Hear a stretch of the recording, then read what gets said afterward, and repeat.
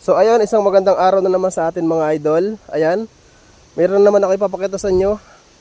Ito ay puno ng santol, pero napakaliit pa mga idol. Oh. Ganyan lang kalaki yung katawan niya. No? Tapos, ayan, ganyan lang kaliit yan. Pero, tingnan nyo naman.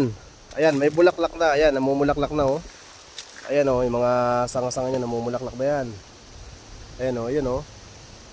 Puro bulaklak na yan, oh. Ayan, namumulaklak na.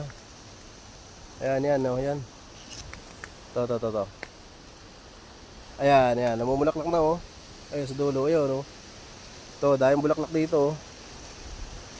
Ayan, oh. So, ganyan lang kalaki ang puno niya, no? Napakaliit na puno niyan, mga idol, oh.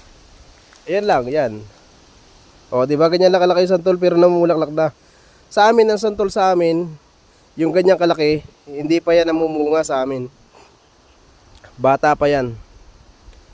Pero dito, yung santol dito, ganyan palang kalaki yan, namumulaklak na. Oh, di ba? Ang liit pa niya, no?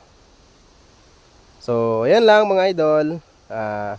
Maraming salamat sa panonood.